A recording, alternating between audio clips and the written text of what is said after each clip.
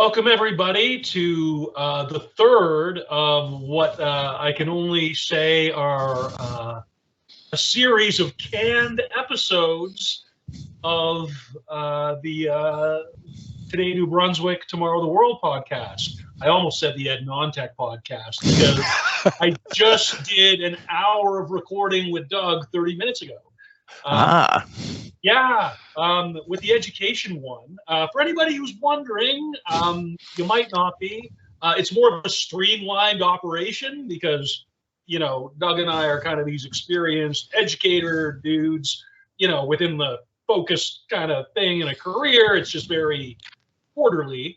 We're taking on the recreational music podcast a more ambling kind of approach, allowing for large doses of life circumstances. And then also, I have to tell you, I do this PhD, whatever, education one. Yeah. But for this is the podcast that I have to sweat the research for. Because Dan is such an encyclopedic kind of resource. He's just yeah, man, So with respect to the as yet still to be released comedy episode and the as still yet to be recorded Black Punk, which was meant to be a black. It's just going to be 11 months early for Black History. Next year, right? We're ahead of the curve. Exactly. So I'm coming at you from what AI thinks a 90s crusty punk house looks like. Dan is live from Nova Scotia. Yes, just in my basement. Yeah, man. Are you getting a shit ton of weather? I asked Doug to say that was my same opening gambit on the other one. How are you getting hit with the weather on the thing this weekend, dude? It just started raining probably middle of the afternoon. It was pretty nice. It was actually super nice out yesterday.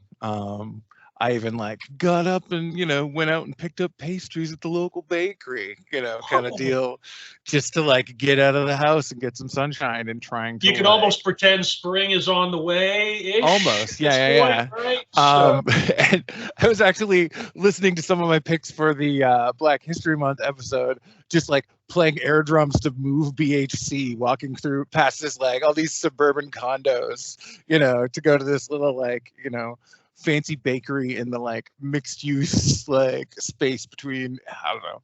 It was just a weird, just a nice morning. I'm picturing Bedford and Bayers Lake. It's man.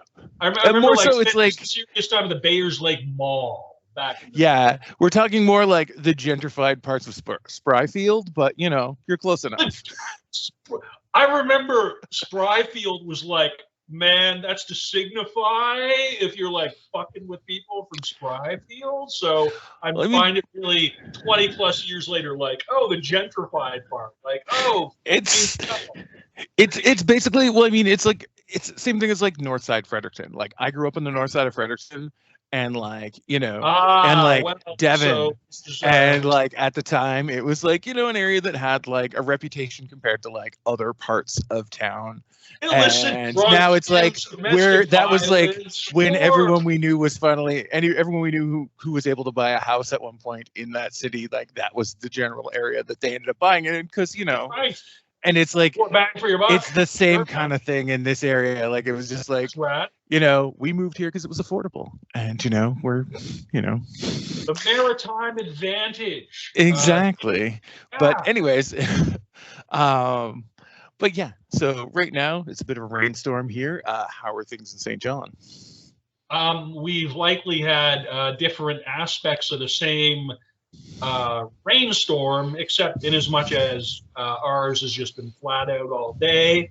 And the day before yesterday, which for those who are attending to a calendar, which doesn't pertain to you, but does at the moment for us, on this past Friday, it was very much the rain throughout the day. I'm really fortunate because I have a nice big office that I just get to wander around. Like, it's actually big enough that I got wandering space within my office, and it's got really. I know this is going to sound like just bougie and lame, but it's got like a nice big picture window, and I just like watching the rain plummet down, and I'm like all friggin' day. Kind of starts to drizzle out a bit, and then like just fucking with you, you know, and it's God. Anyway, this is a podcast originating from the Maritimes, and this is our existential diatribe about the weather. Exactly. How maritime can you get? Yeah, precisely, Matt. Precisely. Yeah. It's been shit the weather is what it has been. Yeah. So anyways, dude, what are we even on about this particular episode? Because I've got 3 of them that are just kind of floating around. This is one that, just in honor of the fact that I feel like we've both just had a lot going on lately. Just what you might call a softball of just what you listening to these days. I know I kind of, mine's like a mix of new things, a couple new things I was listening to, a couple older things I was revisiting, that kind of deal. But yeah, what kind of stuff are you checking out these days? That is rad. And again, I would say that I live my life in a somewhat way which my kind of personal shit ends up like it ends up on the social media posts with a doctorate in a thing called learning technology, right? And I studied a thing called social media vis-a-vis friggin'. So I just, for me, it's just kind of ridiculous. But for the people who haven't been checking things out on any of that, or even having the stuff out there, we all, I think, are getting a bit tired at the end of the winter. It's kind of how I'm looking at it. Yeah. Personal circumstances, fucking the Canada Revenue Agency, not anything specific, just, I don't know, hypothetically. Yeah.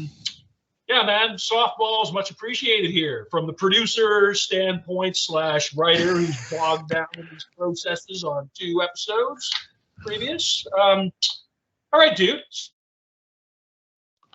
Start with us, the greater us. What's your on about, dude, for the listening lately? Well, I figure I'll start off with one of the new things I've been listening to lately. And that is the latest album by London's The Chisel. What a fucking nightmare. And have you mentioned these guys before on this show? I have. This is their second full length. This is their second full length that just came out within the last month. Their first album, Retaliation, was I think that was something I probably talked about on one of our very first episodes. I'm a big fan of theirs, and I've also talked about the guitar player's other band, Chubby and the Gang, as well. I think it's just It's like that whole. Yeah, and also their singer actually had a feature on Homefront's album from last year as well, on the song Nation. So yeah, it's just the same kind of that whole circle of music. And it's a great little like punk rock record. Like, I'm not a huge oi guy. Like, as far as punk rock subgenres go, that's not something I really ever got super deep into, other than a little bit of a couple of bands. So the but stuff, and just if I may, just to sort of break the point on oi punk. I mean, again, just in case you don't have as much of a background on the shit. Yeah, it's kind of I guess a lot of it. That's the kind of the subgenre associated, I guess, with like skinheads. Kind of shit, somewhat. Yeah. Not always. A lot of it's just more like there's a big that is like a small subgenre, like a lot of oi and street punk. Like there is a fair amount that I can appreciate, like bands like The Business and Cockspur are like Cockspur come out of like the pub rock scene originally, but it's just kind of like working class kind of rock and roll. Like, I gotcha. Like the Chisel are very much the best way I could describe them are jump up and down with a pint in your hand music. But at the same time, they have like there is at least one blatant riff, boring / homage of like a Leatherface riff, just in like a tiny little bridge in one of the songs. It's just like so perfect. Stuff. like Your face they is just situated at the border of that, right? So, yeah, exactly. And like they're very, like, and like I said, like Chubby and the Gang are very like, they're like a pub rock band. of And so course. like there's that same kind of like it's a lot of that kind of like rock and rolly influence mixed with Yes. like I guess what you call like the UK 82 sound, like more almost like the Exploited, that kind of stuff. Like the Late music Clash. that for those Yeah. that can see, for those watching the video, that like when you're at a show and you just kind of put your hand on your head and go like this and pretend you have a mohawk, kind of bobbing it up and down, just Good half Lord. jokingly, like that kind of sound, but like, in a loving way. And they do it really fucking well. And it's like, they're it's their first album for Pure Noise, which is like a slightly bigger indie label out of the States. Their first album was on La Vida es un Moose, or whatever you pronounce it, the British indie. So they're kind of moving up there. And like, yeah, it's just like, it's a fun little punk rock record. Even like Anthony Fantano, for whatever that's worth, has been like hyping it up lately. I should know like, what that is. The but one street, the guy that does the Needle, like it's the one street punk record the guy from the Needle Drop has talked about in however many years, like that kind of thing. And like they're really getting into that whole like hardcore festival circuit in the States and stuff, but like they seem like really good dudes, and like I really enjoy their music. It's like fun, just like I said, it's jump up and down to the pint in your hand music, with like a strong like influence from like Leatherface and the Replacements and that kind of thing as well, like on top of like like that kind of stuff, like freaking a toy sword. On top of like the Exploited and the Business. Like it's just like a great little like 28-minute punk rock record. Like definitely I think worth your time if you're into that kind of thing. So yeah, that is one of the things I've been one of the two newer things I've been listening to lately. Listening to a lot lately that I figured I'd bring up. Well, I'll be gosh dang, man. I will be gosh dang. That sounds just rad as all get out, I'm gonna say. Yeah. And in keeping with both my own personal interests, and I think likely those folks who may be chuffed to check out the show, as a matter of fact. I use the word chuffed also on the previous podcast. I'm trying to recycle as many neural pathways as I can between the two, copy and paste. That's, I was just talking about a British punk band, and chuffed seems like a pretty British kind of term to say. Exactly. Yeah. Dang, nabbit. Yeah. There you go. You're just keeping on theme. Keeping on brand is what yeah. But seriously, not. I guess, I'm going to aggregate mine a little bit more in terms of phenomena. Okay. As opposed to like necessarily. So like what I'm going to speak to lately just has been kind of a technology-minded nerd overlap with, my musical kind of obsession, is that I've been, my musical app of choice. Well, first of all, I'm going to differentiate between sort of the things that I'm listening to a lot digitally versus on vinyl, because for me, there's a significant difference. And I'll even preface that further by saying that digital is like de facto anything outside my apartment, right? So, and I'm a person who doesn't drive. I don't have a driver's license. I don't even use transit anymore because St. John's is a small enough city. I walk to and from work every day, so that's like 50 minutes to a different part of town. So I spend a lot of time just listening to music on my headphones.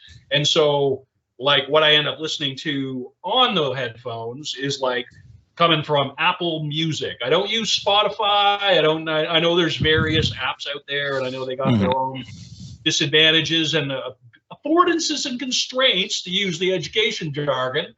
I have utter contempt for Spotify, I think, just based on like their fucking economic parasite model. But I also recognize that we're on Spotify with this podcast, and it's one of those things. So that's to all kind of pointed out that I'll be speaking to now as my main thing, because I spend so much time with the digital, the Apple Music algorithm.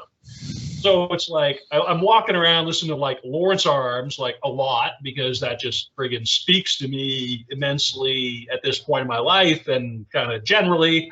But then once, like you can't be bothered to kind of change the song. So the music service just goes, oh, well, here's 10 things that will just slide and actually what I found is, the ones that they throw out, a lot of it's stuff that's already in your collection and they know you're going to like. But then they just kind of throw some stuff that you haven't necessarily heard, but because it's so stalker-ish, it's like it's part of your phone. It's part of you just forget about it. The whole nightmare that we inhabit, that we've given ourselves over to these companies. But it's got pretty tight taste in punk rock, I gotta say.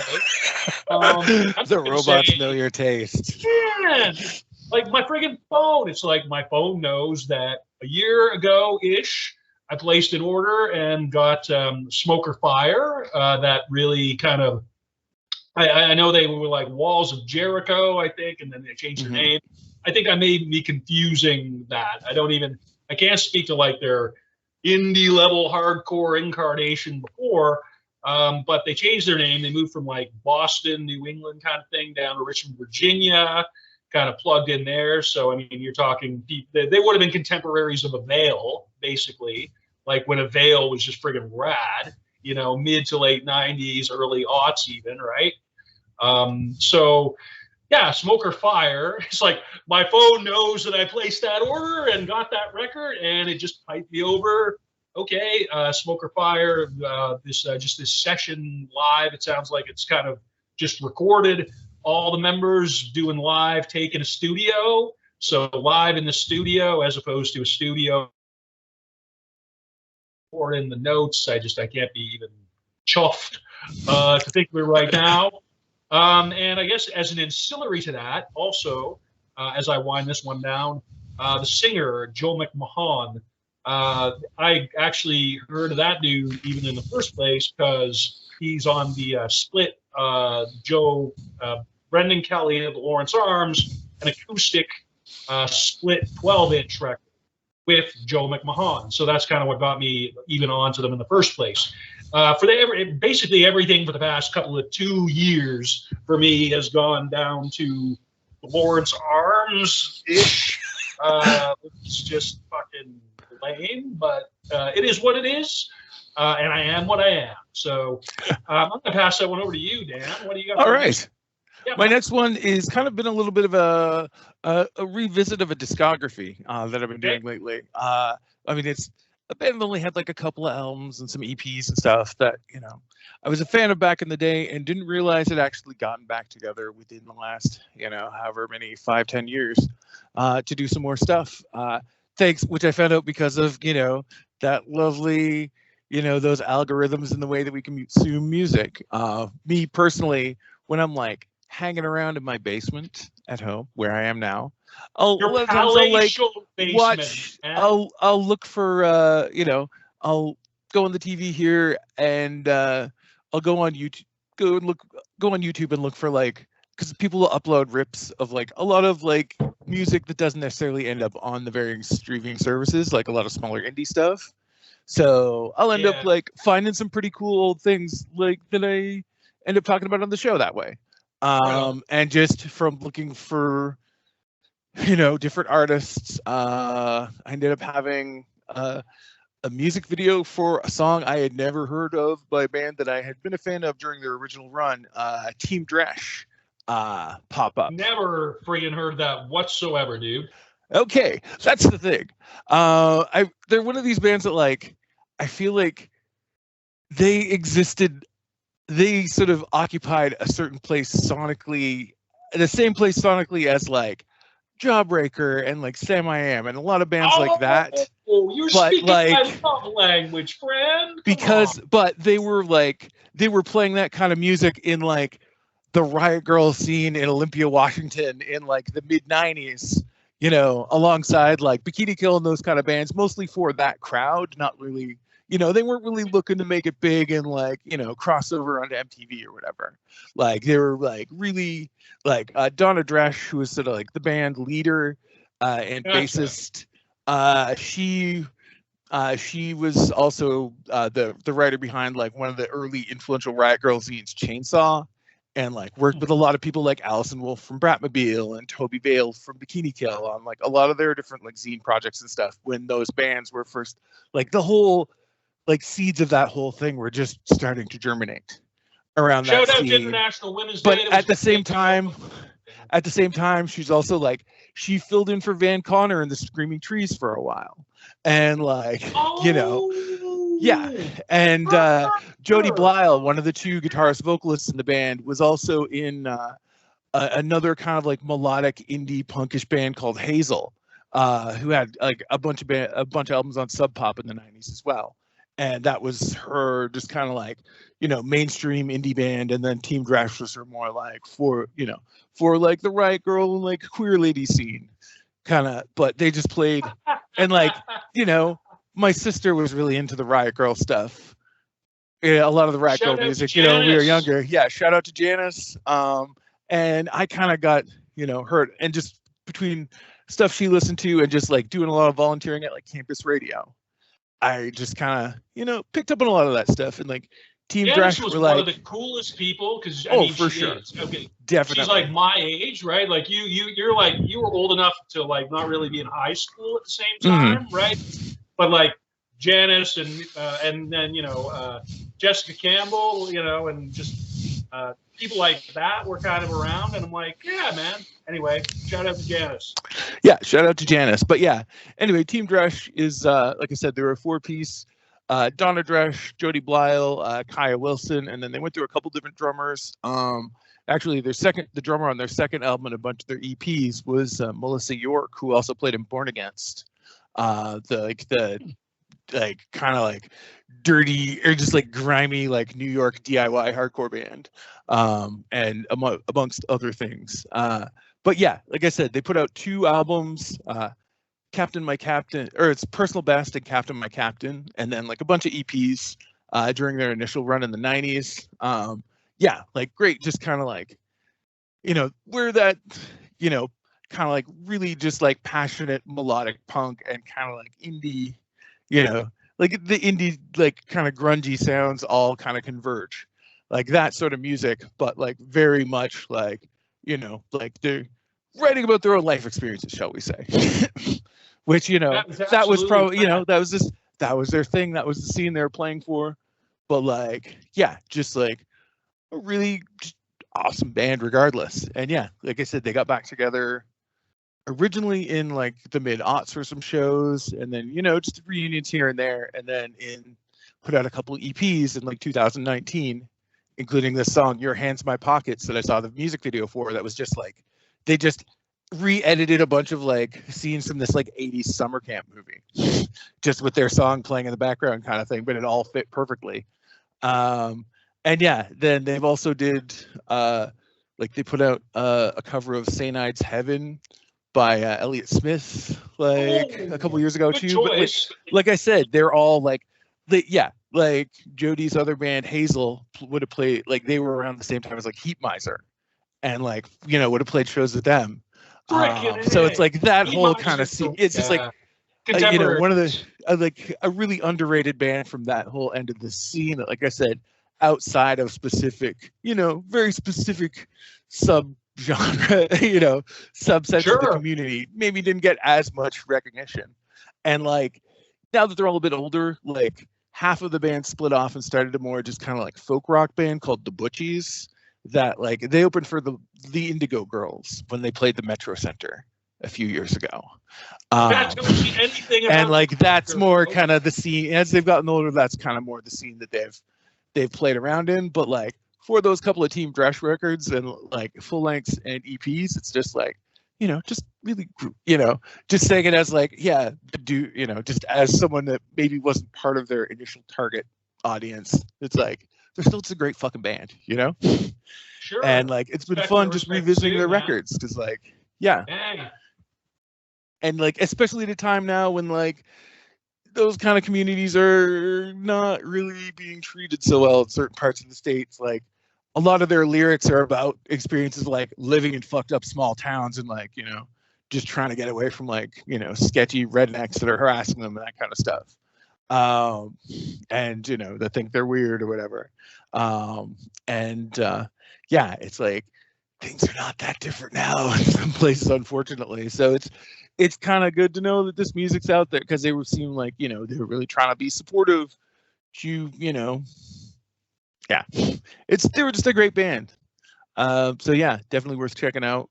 Like I said, Personal Best and Captain My Captain are their 2 albums, and then they've got like a bunch of EPs and stuff. It's all kind of out there, available on whatever streaming. I think they reissued everything in 2019, or that seems to be the copyright date on a lot of the stuff that shows up on streaming services now. So it's out there to listen to, but just because of that, hey, you've been watching old 90s indie, sub pop stuff, remember this band? Kind of like thanks recommendations. I ended up revisiting some pretty great algorithm. Yeah. Or yeah. Algorithm meets just like, just the right cues to be like, maybe I do want to go look up everything this other band did. I ended up looking up some Hazel stuff too. They're also pretty good. Their guitarist Pete Krebs has a couple pretty good, more like, kind of more like that Elliott Smith kind of vibe, that Northwest singer-songwriter kind of stuff. Solo albums from like the late 90s and a couple in the aughts as well that are worth checking out. Also, as a couple degrees separated related project that I guess I'll put in the miscellaneous parts of the notes. But anyways, that was my second pick. I'll turn it over to you, Matt. Yeah, radical, man. So I think where we're just kind of deferring here a lot to the ever perceptive and all-consuming algorithm, kind of just riding the crest of the algorithmic culture. I tend to think. I just so in keeping with that, actually, one thing that I'm really been aware of for a while, but like is now actually kind of coming out in terms of punk music stuff, is that Hot Water Music has a new album announced coming out in May. They're touring with Quicksand, if you can believe that. Oh, nice. And I don't have the ability to spend to see what would be no. But even that's almost beside the point, or it actually feeds into the larger point, in as much as the way they've been kind of rolling this out. It's kind of interesting in as much as it's almost representing a departure from how they typically roll out records. Because I mean, this band has existed this is their 30th anniversary as a band.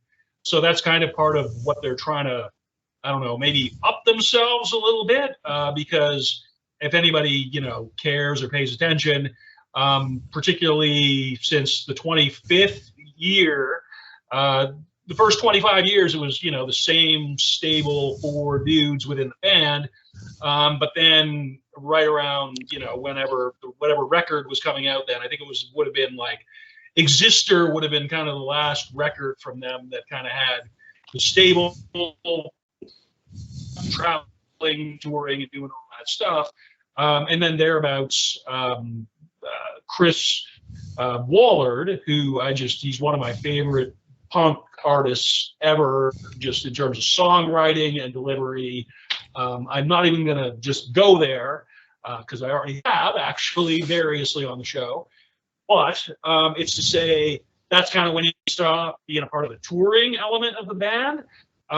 Still ultimately playing a very, very significant part in the, this with Brett Garowitz in Bad Religion, right? He's the business guy, except Waller is not the business guy. But he still plays and writes guitar on the records, right? So Chris Cresswell. They got another Chris, and the dude's name is Cresswell.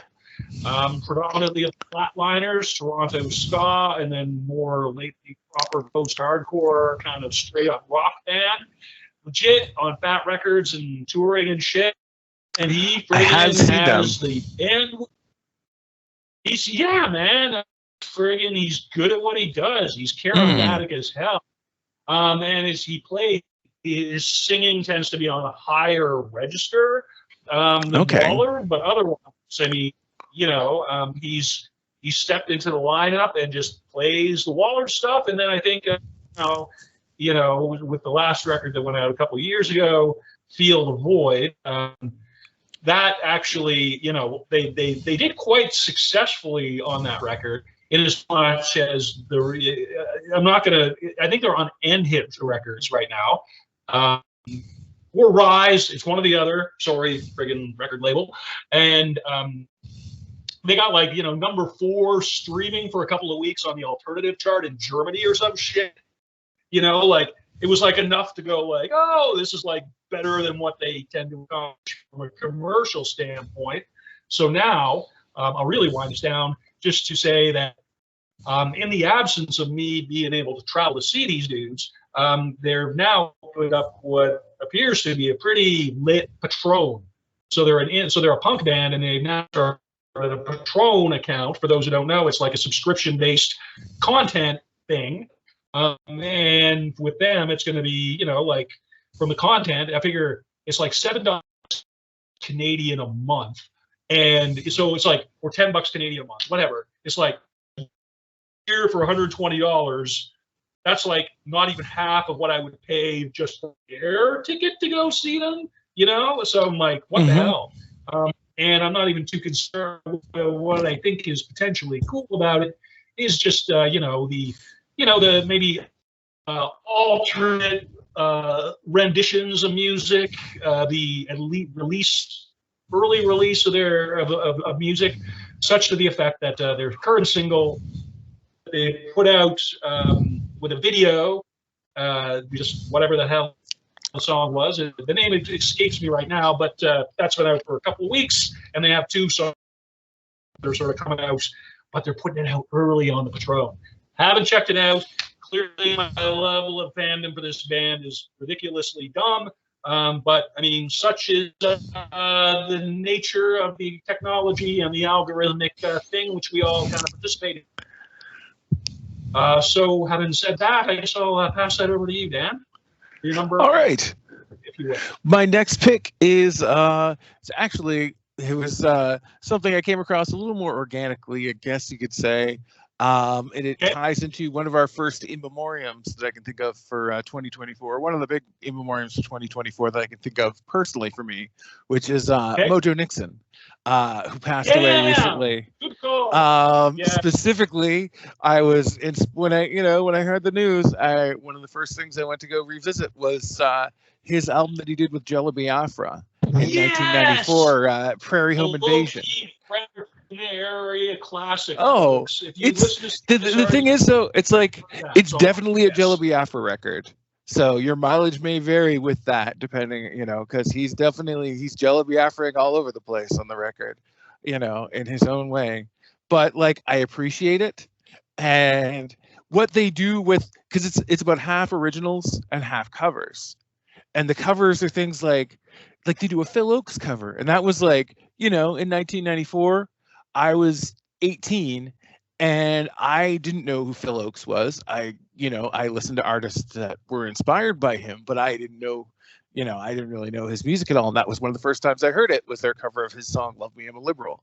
And they did a couple songs popularized by, or that were written and kind of adapted by Daryl Cherney and Judy Berry, who were radical environmental activists who were doing outreach to work with the loggers unions and bring the working class and the environmental movements together in the late in the 80s.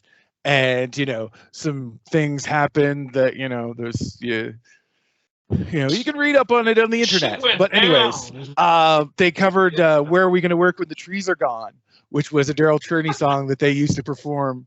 And their sort of, their interpolation of Will the Circle Be Unbroken? Will the Fetus Be Aborted? About abortion rights.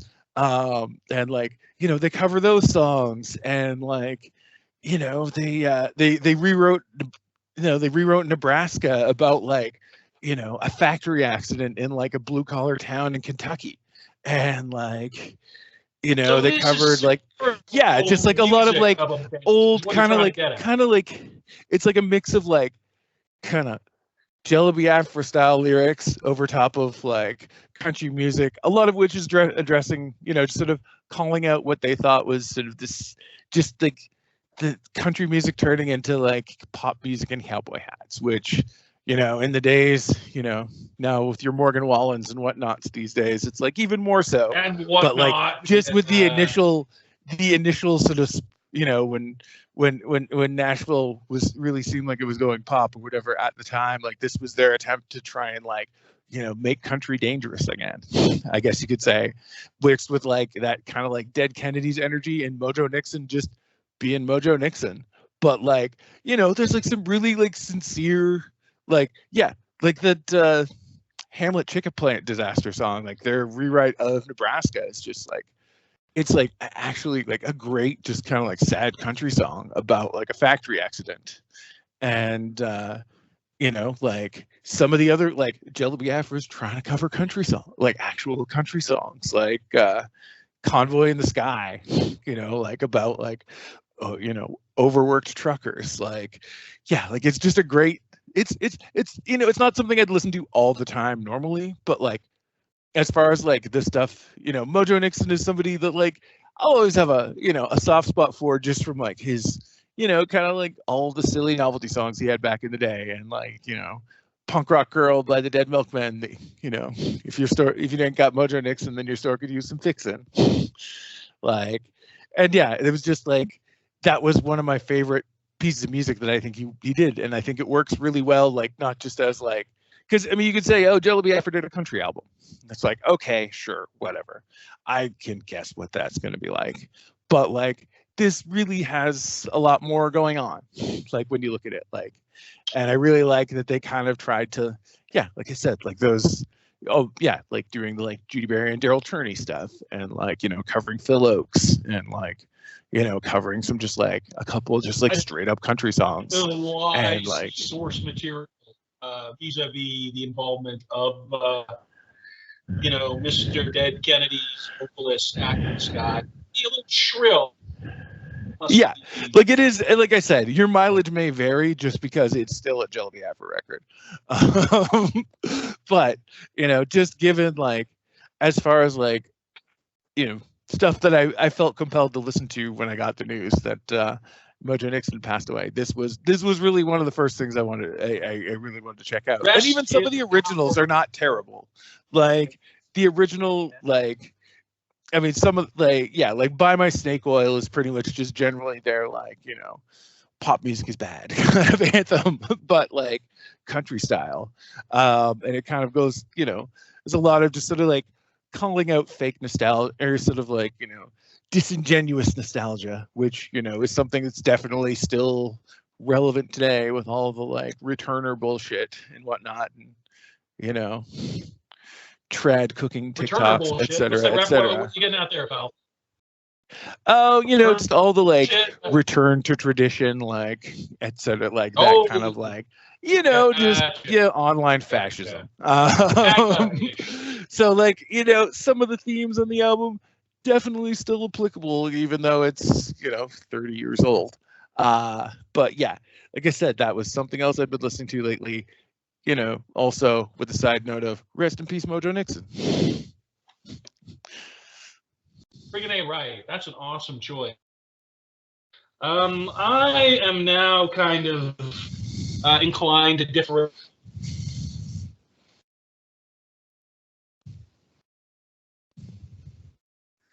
I was just sort of like, I got the digital-ish, you know, kind of content, but what I was just listening to, I thought it would be fun to speak to like literally the last 5 vinyl records that I listened to. One of the last 5 vinyl records that I listened to, Pray Along with Little Richard. So one of my conundrums with like one of the episodes in the can, so to speak, that we have previously recorded about black music, black alternative rock music, is like, you know, my digital stuff tends to be just current punk music and punk music within the past 20 years. Just that's my kind of getting from place to place, and just how I've rolled since before I was 15. But when I am in my regular kind of environment or whatnot in my apartment or just chilling, I mean, I just throw on vinyl as much as I can. And I've noticed that every time I sort of make my way over to one of the two awesome record stores in the city, whether it's Second Spin in East St. John or whether it's Backstreet, on Germain Street here, uptown St. John, like I'll bring in stuff that I just don't listen to anymore. Like it's just not in the rotation and I don't ever really want to listen to it. So I just figure I'll take it in and trade in some credit and kind of enhance my record collection and spend some additional bucks. And what I found is that every time I do that, what I end up keeping adds to the quotient of rhythm and blues, gospel and soul, jazz music. I mean, I get that stuff and I never cycle it out. What I end up cycling out ends up being, like just alternative music and, the stuff we talk about primarily on the show and which I have a great appetite and love for. So I just feel like I don't necessarily get a chance within the context of the show to, give as much appreciation and respect to, Black music from the 1930s, 40s, 50s, 60s, and 70s, which I just really, really appreciate and love. And I guess I'll just sort of shout out to, like, no Little Richard, seriously, no Lemmy. I swear to fuck. I mean, I will fight anybody. You don't have Motorhead without Little Richard. He said it. Levy has said that in interviews. And before I sort of pass the mic, I'm also going to shout out Superbad on KTEL Records. Superbad is back, Volume 2. I had the original one, in the pipeline just yesterday. And I just friggin' love KTEL Records, man. Like, those KTEL record comps are friggin' lit. They're lit. I mean, Gladys Knight and the Pips, Stylistics, Joe Simon, Kool and the Gang, Bill Withers, I mean, Curtis Mayfield, Barry White. Good Lord, man. You want some endorphins? You want some working class friggin' rock you and make you feel like a meaningful person with a meaningful life? That's really my opinion about some of that soul music specific. So I guess, when I'm sort of trying to talk gamely about punk bands that are Black, that aren't Bad Brains, when we do that one, it's like, well, it's just wider context. And I just, I never end up cycling out almost ever soul, jazz, rhythm and blues whatsoever. I just, it motivates me and keeps me in good spirits when otherwise I might not be. So I guess that was kind of a little twofer that I got in there because we are in the 45 minutes range of the show. Yep. So if you want to shoehorn a couple together, my dude. Yeah, I was gonna put in. Might as well just shoehorn my last. I had two more. One's old, one's new. The old is one that I guess the reason that I ended up sort of it's something that I had it was a favorite from back from voluntary, something I initially found sort of like digging through campus radio like record libraries back in the day, because there are certain I feel like in an era before streaming and all these algorithm recommendations, like a lot of times you'd hear about a band but you might only have access to one album by that band, like if you're lucky, like through whatever means. Like for the longest time the only Dag Nasty album I ever knew was Field Day, which is like the later album that nobody likes, with but it's still got a couple good where they just re-recorded. Kicks ass. I do love Dag Nasty, but Field Day is not their best album, but that was the album that Fredericton Public Library had a copy of that I would borrow and listen to for however long you could borrow and listen to those things at a time. But anyways, I, when I was first really getting into campus radio and like getting more into like different parts of punk rock than just this stuff I could buy at the record store in town. Yes. I heard about this band, The X, from Holland, who were, they came out of like the anarchist squatter scene in like the late 70s, early 80s, but musically, instead of being like, like an angry like crust punk band, they were really into like The Fall and like a lot of like no wave stuff. And eventually they were kind of like, if you could think of like a Euro Fugazi, like, almost that kind of thing. But mixed like with a lot of like free jazz and like different like, Eastern European traditional music and like Middle Eastern music and like all different kinds of like, quote unquote world music. And they really were into collaborating with different sorts of music, like, like bring on like horn session players or like, working with like a full orchestra. And they did an album with like them and No Means No all playing together at one point called No Means X. But the one album of theirs that got wide enough release that I really was able to, get my hands on when I was first sort of trying to check that band out was their collaboration with the American avant-garde composer and cellist Tom Cora called Scrabbling at the Lock. That's just like, it's wild it's wild to listen to it because like, Submission Hold or one of those bands was like a huge influence on me.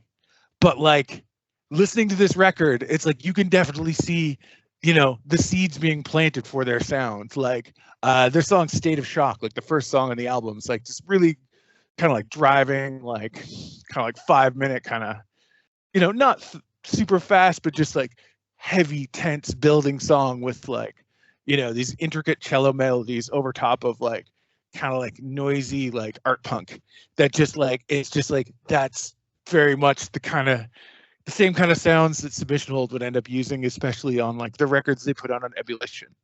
Like, like it's like very much like you can see. I'm not saying it's like, it's not like a band. It's not like all the bands whose names start with dis that sound exactly like Discharge, but it's like you can see like that whole sound and like that kind of like sound that Submission Hold were a part of that was like just to like the other day in one of my like just randomly thinking about music stuff, I was thinking about how there was a point in the late 70s when allegedly, this is the apocryphal story, is that like some music record label exec was presented with some demos of like early hip-hop music, and then there was like, I don't know if you're familiar with Go-Go, like the kind of like Washington, that Go-Go was really sort of taking off at that time, and there was basically sort of a like, we're gonna go this way or this way decision made of like whether they would try and make Go-Go the next big thing or hip hop.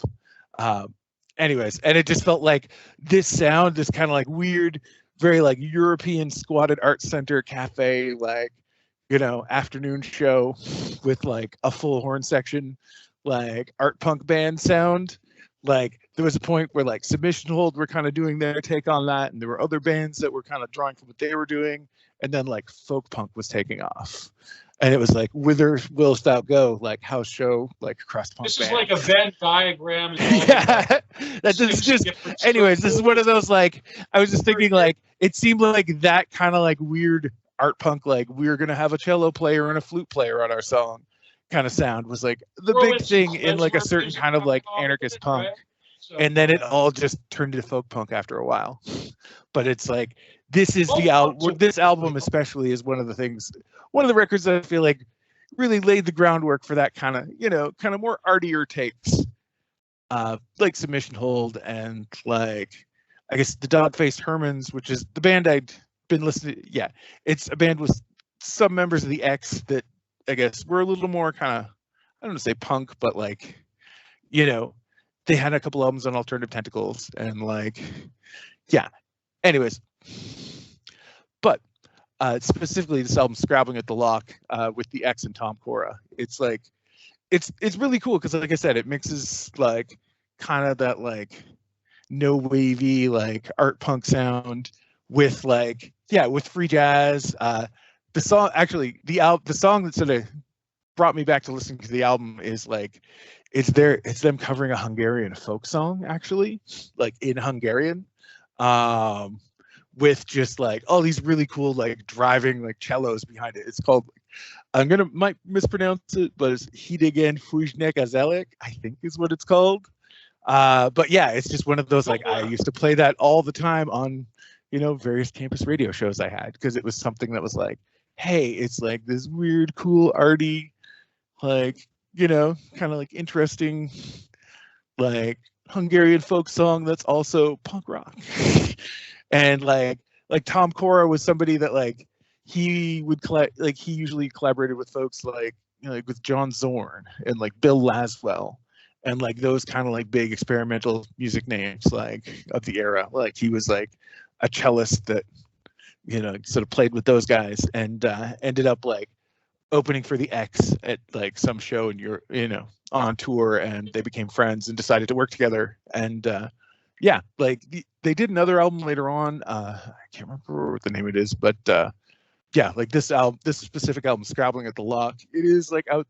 It's probably the one thing by the X you'll find on streaming services too. Like it was like their kind of crossover into that like campus radio world that I really remember. But yeah, anyways, that was the older thing. And just real quickly, the newer thing was the new album from Canale Real, which is, I don't know if you remember the band Los Crudos from back in the 90s. 100%. Yeah, Martin Serenda guy, who is the frontman for Los Crudos. This is his new project with some folks from another Chicago band, Stin Orden, who were kind of like, they picked up the mantle of like kind of like the angry like South Side Chicago hardcore like after Crudos broke up. And yeah, Canale Real is more like, I don't know what to say, like their mature band, but like instead of that like fast driving hardcore, it's more like a mix of like the Wipers and like classic Chicago melodic punk, like like Naked Raygun, or Nice. like those kind of bands. And like it's kind of wild because it's like so the lyrics, there's still like a political edge to them because it's Martine, but it's like, there's a song, kind of the first single from the album is this song called I Failed, that like, if you could have told me it was any number of just like, like, I don't know, say like pop punk, but like kind of like Ramonesy, like type solo type bands, like it's more like almost like that kind of sound, but with like Martine. And like, yeah, like I said, it really draws on like a lot of like classic Chicago sounds mixed with like the Wipers, a little bit darker tones sometimes, but like just like a good, like fun melodic, with gruff vocals. And like, this guy who's, I would say is like, one of the like, if you were to look for like a, if like you get like your Ian MacKaye and your Henry Rollins are like the big like hardcore icons of the 80s, like Martine would definitely be like one of the 90s equivalents to me, like, because a lot of the stuff he's done has been really important and like really cool. And like, he had his other band Limp Wrist as well that were a big thing for a long time. And like, yeah, it's just kind of like, it seemed like, oh, it's this like chill older guy, like kind of more melodic punk band. That's, yeah, like their new album's called Someone Else's Dance. It just came out like maybe like 3 weeks ago. And that's something like I got into them through like Bandcamp recommendations when that site was, because that's one thing I always really appreciated about that site as far as like online means of like accessing music is like, they had a lot of people that like really knew their stuff, that would write like articles like focusing on different subgenres and different artists, like to focus on their Bandcamp daily articles. And like they're a band that I can't remember exactly how, but that was how I initially discovered them when their first album, a little after their first album came out. And I was pretty excited to see they had a new one. And yeah, those are the other things I've been listening to. Yeah, rad. Well, again,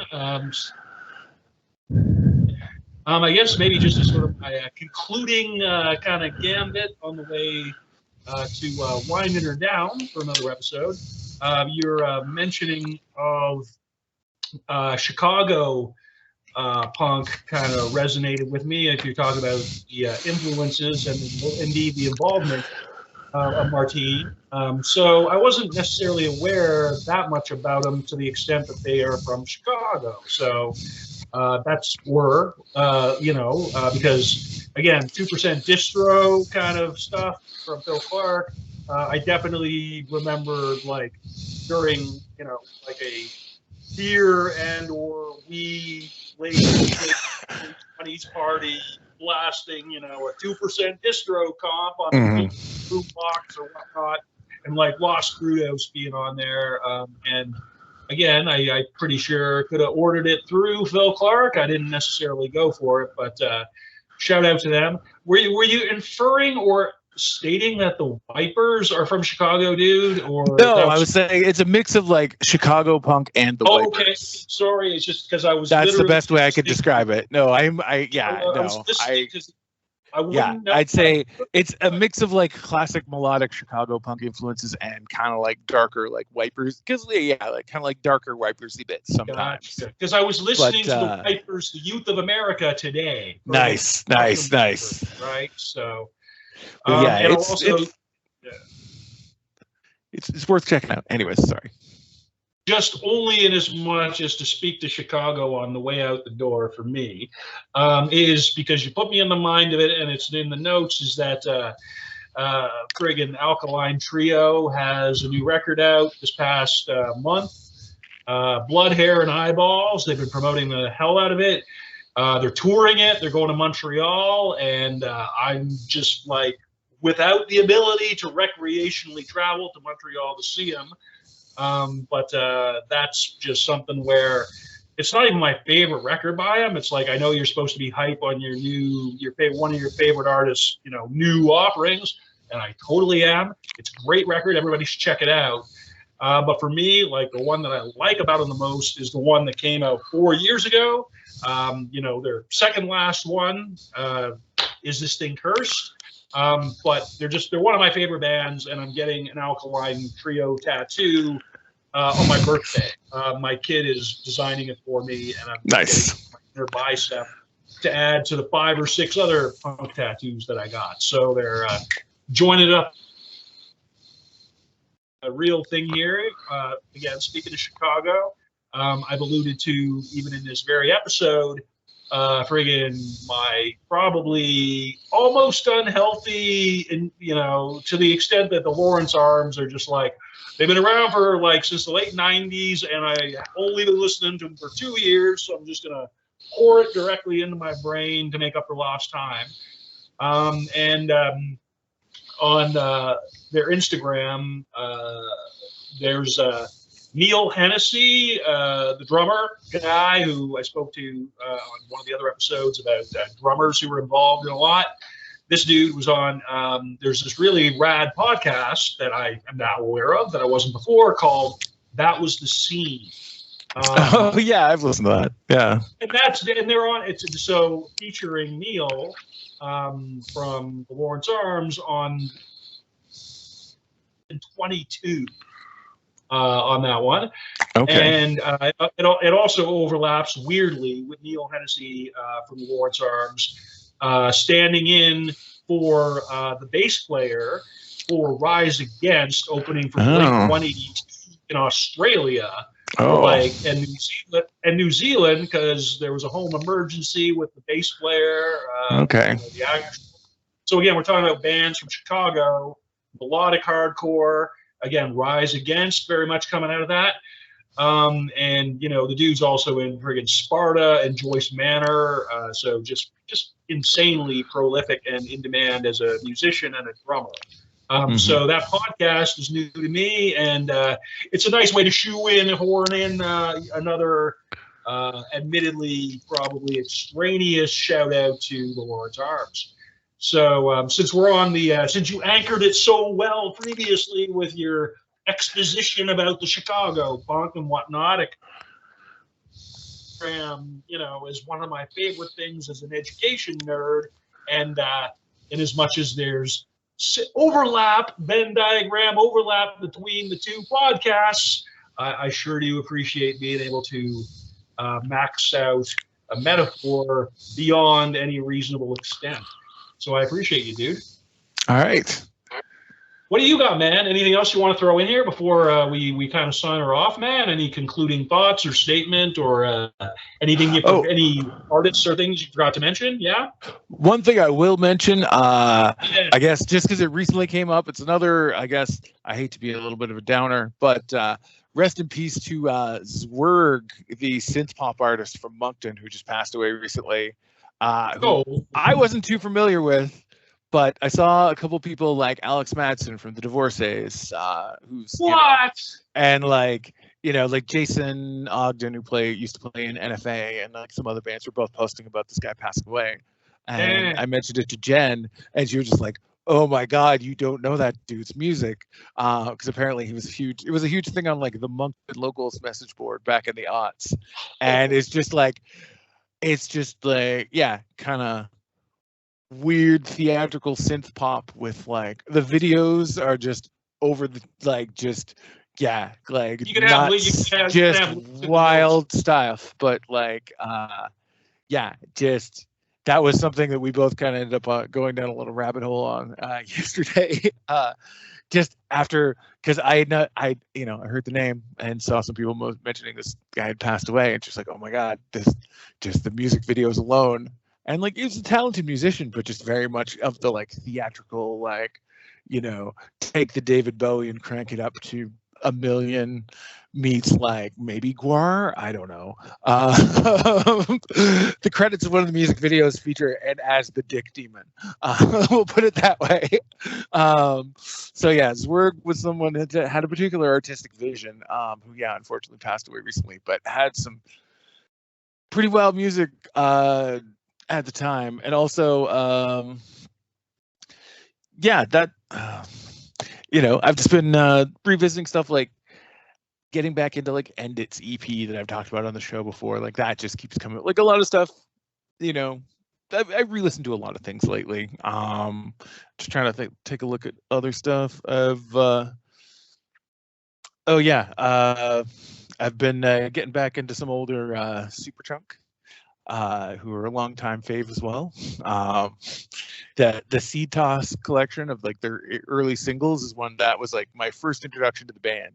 And they're just one of those ones that they've been around forever. Like, it's funny, I quit my first bouncer job so I could go watch the rest of their set at a bar two doors over that was going to let me in for free because I was bar staff, even though I had just left said bar staff position to go because they wouldn't give me the night off to go to the show.